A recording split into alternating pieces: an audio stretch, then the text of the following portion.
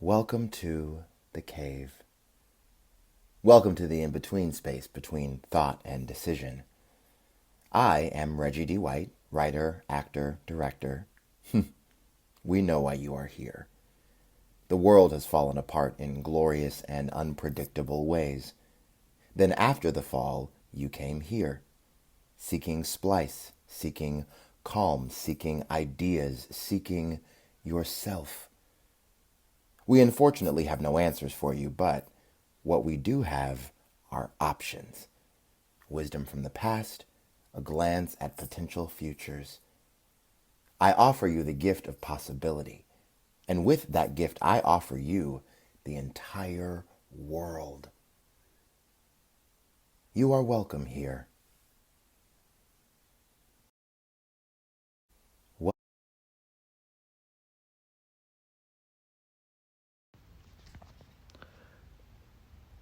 I just traveled from a place people will one day call Arabia to a place people will one day call Europe. It's cold and damp and ascetic, except for a crowd some 30 meters away bursting from a building that cannot contain them. A building which one day people will call a medieval church. I push my way through the wretched multitudes to the front, and there I find an altar. This is a place of sacrifice. Dressed in black robes, what looks like the leaders of this strange cult seem to be reenacting an event from what someone whispers to me is an ancient book. One day, I will learn that today is a holiday. It's called Easter. I didn't know this then, but what I had traveled to against my will and what I was looking at right this moment was a moment of monumental rebirth. The rebirth of something someone will tell me one day is called the theater. Apparently, it has been dead for a few hundred years, and here it was, gestating in the womb of a new mythology. Here is an altar where the believers sacrifice themselves.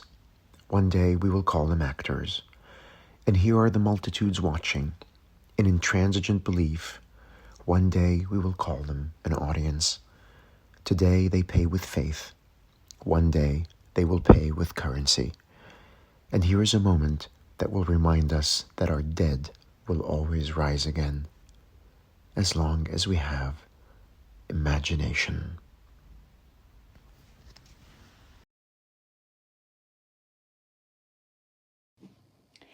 It is 1991, and my name is Betty Shamieh. I'm a teenager in San Francisco, a Palestinian American, and a playwright, and I know things. One of the things I know is your best weapon is your ability to think. I want to be seen as an American playwright. American playwrights get to go to Yale Drama, win Tonys, and marry Marilyn Monroe. So I won't write plays about Palestine, and if I absolutely have to, I'll hide those plays until I make a name for myself in American theater, until I feel safe. Until then, no one will put Betty Shamieh and Palestinian in the same sentence. I think that's a plan worth having. I think that's a plan that's going to work. My offering is, your best weapon is your ability to think, but beware, the weapon can be turned against you.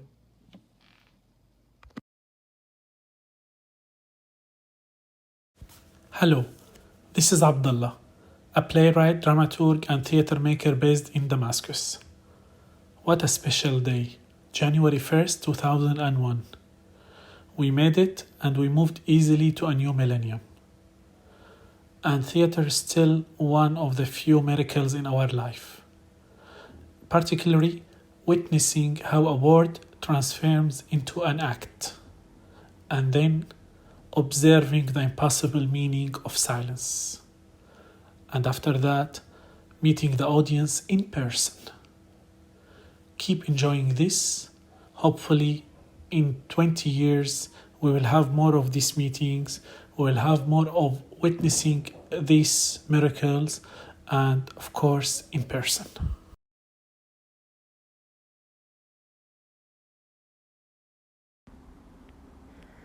My name is Aneesh Sheth. I am a singer, an actress, and a trans activist. The year is 2020. I've learned so much this year, but most importantly, living by myself, I learned how to take care of myself. I live in Upper Manhattan, where I've been the entire pandemic.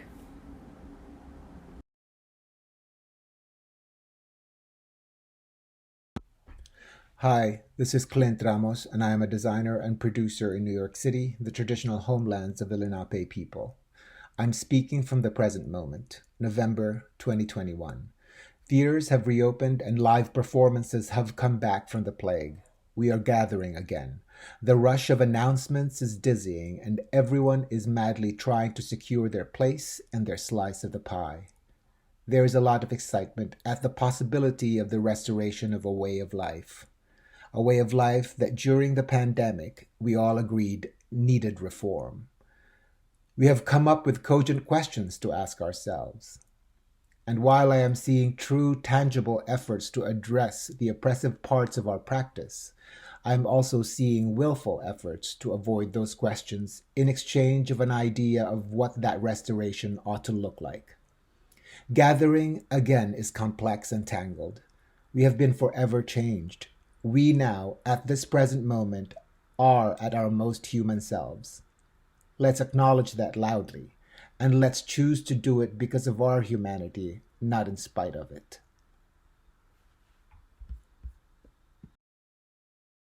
Hello, this is Claudia, speaking to you from the future, from the year 2031, a full 10 years in the future. I'm speaking to you from my home recording studio that I hold in my hand, and also the physical home recording studio that I'm inside of. We all have these now. Do you remember where you were 10 years from now? The problems you were attempting to solve?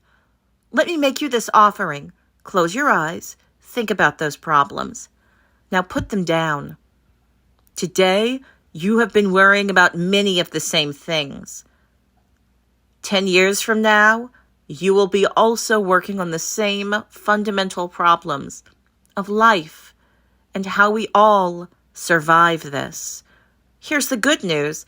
We're no longer wasting our time pretending the problems don't exist. No more denial. That's exciting.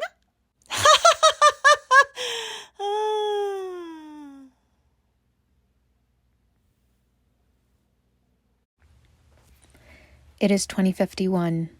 My name is Ana Verde, and I am a writer and director. I am sitting in a theater with my mother in her 80s, and she is enjoying the play we are watching. The actors and writers and directors of this play are paid a living wage to make theater. They don't have to write for TV to afford to make theater. They write for TV if they want to. Technology has not killed theater, but instead technology holds hands with theater. Sometimes they work together, sometimes they don't. People continue to love gathering in space with one another, and the theater is there for that.